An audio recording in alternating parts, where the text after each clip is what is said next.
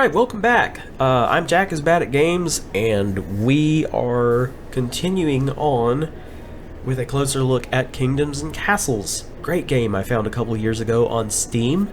We're going to continue to look at this game and grow this little town that I built. So let's back out so you can see we've got a nice little thing going here. Small, 25 people, 25 beds. So it's time to grow the village a little more. We're doing really well actually for the size of our village as far as food. We have some fire safety in place thanks to the wells, and remember you're going to want to put these wells throughout your village, town, city, hamlet, whatever. We've got now a forester, it's almost done, a forester and a quarry to automatically gather those supplies, and you're really going to want to do that as soon as you can. Clicking every time you want to chop down trees, it does get a little tedious, but that's just further incentive to get this thing going, right? There's a little bit going on left at the top that we need to get finished. So let's see. Let's start another little area over. Oh, I need wood. That's one thing, is when your resources run out in the process, things won't finish until you get enough stuff to do that. At year 10, 4 people visited, nobody could find a home. Yes, it's because we don't have any more houses. Health at 53 is better than where we started. Oh, look. Yes, I forgot about this. So you can select the people and see little things about them. Naomi just had a big burp a second ago. Okay, so we got a little more wood. Yeah, see, you can click on the thing, and down here in the lower right corner it shows you how many people are working on it, and then if it's waiting on supplies, it will say so, waiting on 2 wood. There we go. So we've got another risk of fire. And that's another thing that you'll notice. You'll see trees just randomly fall down in the forest, as you would, and then you'll see new ones grow up. It's really kind of cool. One thing we're going to want to exploit later, that sounds like a cutthroat word, but we have some fish right here, and you do have fish in your industry. That's going to be a good thing to have later. I find that in my somewhat limited experience playing the game, that building wells on the corners is helpful. Yeah, here we go. So now we've got a little more. Alright, so that's good to know, and I've never really paid any attention to that, but every house, hovel rather, because there are other sizes of houses, every hovel has 5 beds, which really seems crowded. Now, do this well thing. Put one in here. Now our coverage should be rock solid on fire coverage. Oh, it just lit up for a second there and then went back out. But orchards are bigger than the single square farm, and they can only be placed in the darkest green. It's designated here. Click. Very fertile. So yeah, let's build that granary. Let's put it. See, the farmland is right here. I suppose we can just build that there. Why not? Okay, so now we have a granary in the winters when things get lean. Thankfully, it's not been a problem yet. But as your population grows, you really have to keep an eye on the balance between your farmland and your housing. Farmland. Orchards, later on you'll have a slaughterhouse for like swine and the whole fishing thing. You're gonna have to keep an eye on that. So let's build another hovel. We'll build it right there. It's not a huge town just yet, but we've got some things going on, which is gonna be great. Good morning. Stockpile's good. We don't really need another stockpile right now. I would like to get another orchard it's gonna get an orchard. Another thing that can help you out is this, the windmill. You're going to have to wait until you are in a situation where you can collect taxes, because you'll require gold to do that. So let's grab the orchard while it's lit up there. And We got a little bit right here. We'll just, we'll do it right here. There you go. And so you see, like, the whole stockpile thing really is important, because they're keeping the supplies coming. You're not having to think all the time about that. You can work on other aspects of your settlement. They've got the orchard built, and now you've got some people working on planting the trees. I have been trying to figure out the best configuration for building your little housing areas, and I kind of think if you go by the old school SimCity 3x3, and I'm talking old school like original SimCity, your 3x3 blocks seem to be a really good way to do your zones back then, and I think that's the case also with this, at least with your housing. So we're going to make a little more room here so that we can build another block of houses. Well, looks like that one might be 2x3, but that's okay. Alright, so now we've got a block set up here, and now we will build. Oh, I just saw something there that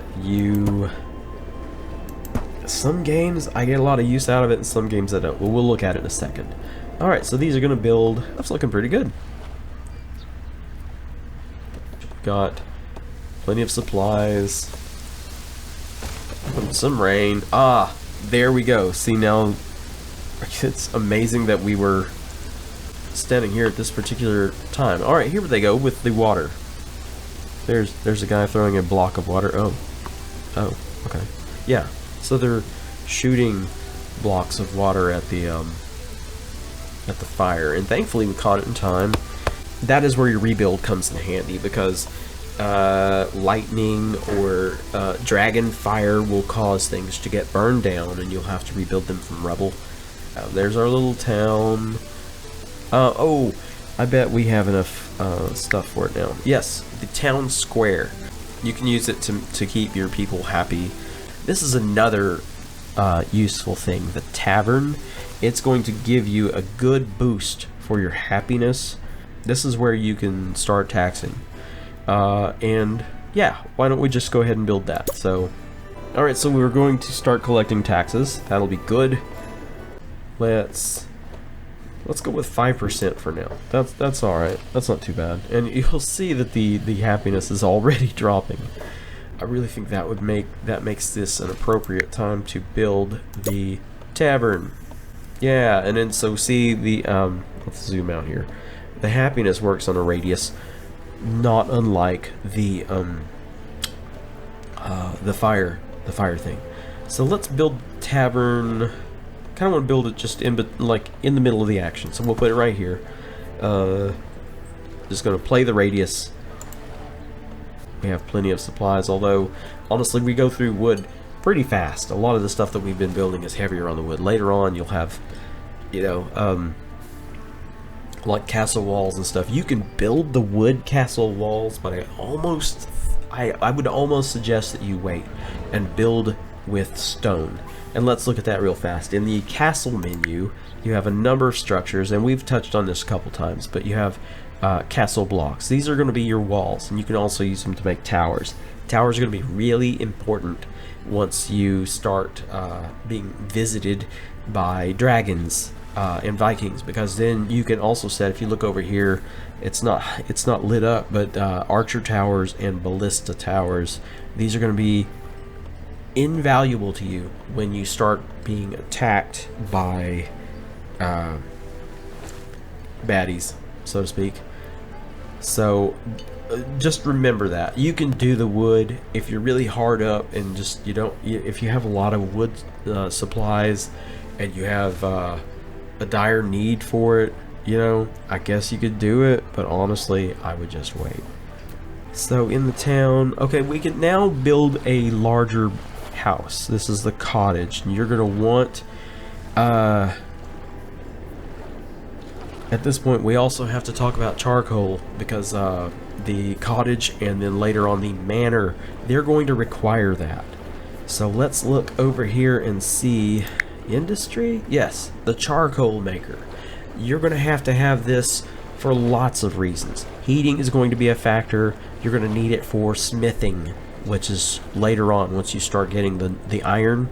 So let's go ahead and put one of these in, although we don't really need it yet. Let's go ahead and just have it. You really, being prepared is definitely important in this game.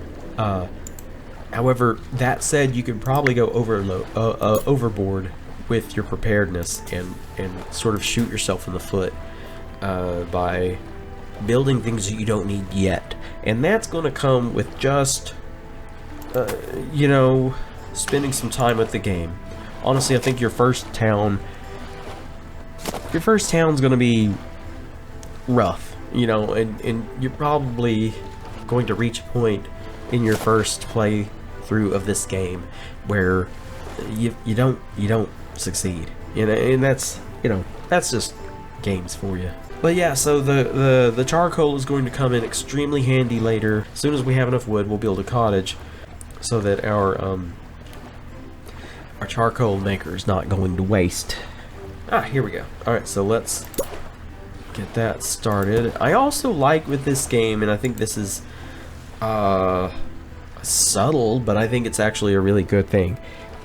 They developed it so that when you're building your houses and structures, when at all possible, they automatically put the door so that it comes in off the road automatically.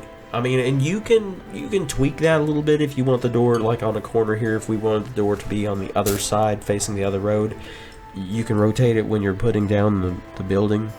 But I love how it does it automatically. I love how it takes care of that, just boom, right off the bat, and you don't really have to think about it. When you start to like really get into the game and get immersed in the game, I do think you'll probably take more interest in really kind of putting things just so. I think you will. So look, if you look down here where all our supplies are, you'll also notice that now there is some money. The treasure room, each one will hold 1,000 gold. I have never been in a situation where I've done good enough with the taxes that I would have 1,000 gold at any given time. These are extremely vulnerable to the Vikings that pillage, though. You have to be careful with that. Make sure that when you are creating your defenses for your town, that you make sure that there's some coverage of these treasure houses, because they will rob you blind if you give them the opportunity. The last game I have saved actually got to the point where I could generally defend my town pretty well against both the Vikings and the dragons. That said, as you get better at the game, the Vikings get better with you, and eventually they start bringing, I believe it's I think it's an ogre. They start bringing ogres, and they can tear down your castle walls. They're strong. You will get to a point, and every year they get progressively harder to defend against. So you're going to want to grow with them. So I think we're actually at the point where we can build just a very simple wall. Let's do that here. The reason why I'm building it right there specifically is because the Vikings will come in from the coasts, you know. So you're definitely going to want to defend the coasts. It's very important to have that sort of to account for that. So let's maybe build a tower. And all you do to build a tower is you're going to select your castle, that's not called a castle wall, what is it called? Anyway, you're going to select that, and then you're just going to sit it on top of an existing one. See, and then you can stack it up pretty high. We're not going to go super high right now, because I don't think we need it. And it's going to be a little bit, I believe, still before we see Vikings and dragons and stuff. So we'll just do that for now, and we'll let that build, and we'll go back to our castle menu, and we have enough gold but not enough wood yet to build an archer tower. And that is going to be your initial front line of defense. And you're going to want those And I started with my towns actually not just having like a set wall around the coasts. I started having smaller walls within, and building towers on those. You see these castle stairs. This will come in handy once you have enough wall structure and you start training actual soldiers. This will allow them to get up onto the walls. You see where it's kind of walkable there, and then they can get up there and defend. Let's look at our jobs. Right now, everybody's working, honestly, and we're not... We got a good balance of citizens versus jobs, and that's not always easy to maintain. You'll notice that our health has increased and our happiness has increased. Our little smiley guy, he's not really smiling yet, but you can get him there. Alright, so now we've got like a very simple rudimentary defense. We've got a little bit of... okay, so we've capped out on our citizens. We are nowhere near where we can do this yet, but you also have a lot of maritime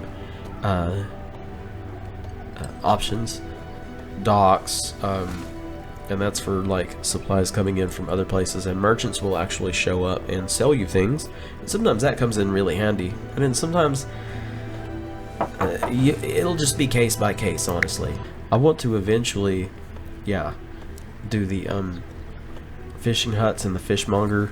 This is going to be your first thing, obviously, you're going to want to build this over here by this area where the fish are swimming, and then the fishmonger will cut up the fish and prepare it as an edible food. Markets. So when we get a little bigger, when the town gets a little bigger, oh no, whoa, check it out. Uh-oh, we got a fire. Where's my guys with the well?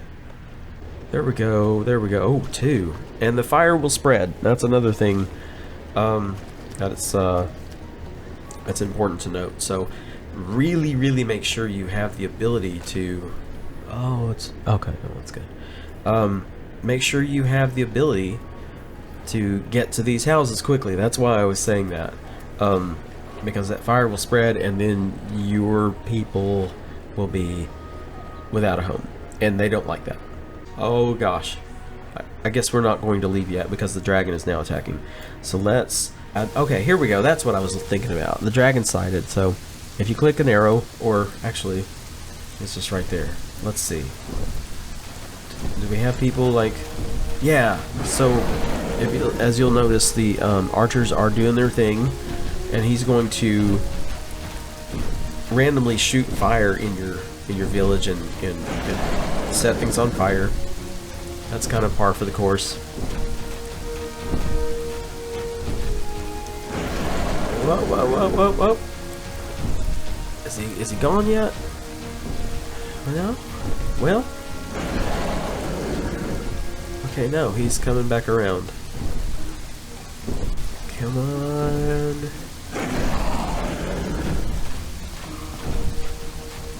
And see, even the stressful moments in this game are honestly kind of relaxing, because it's not, you know... I like the weird blood. I think it's funny. Man, he really took it easy on us this time. He's not... Yeah. He didn't set anything on fire. That's crazy. Alright, well, so he took it easy on us. And actually what's kind of fun about this is you can... When you click that, you can actually watch him just... You can watch him leave. There he goes. Flying off to annoy somebody else. Alright, so while our buddy here is flying away, thank you for watching. If you're enjoying these Kingdoms and Castles videos, let me know. Let's talk in the comments. You know the drill on the rest. Definitely subscribe and hit like and hit those bells so that you can be notified next time I make another Kingdoms, Castles, or Minecraft video or whatever. So yes, be safe. It's crazy out there right now. Be safe, take care, and we'll see you in the next video. Bye, everybody.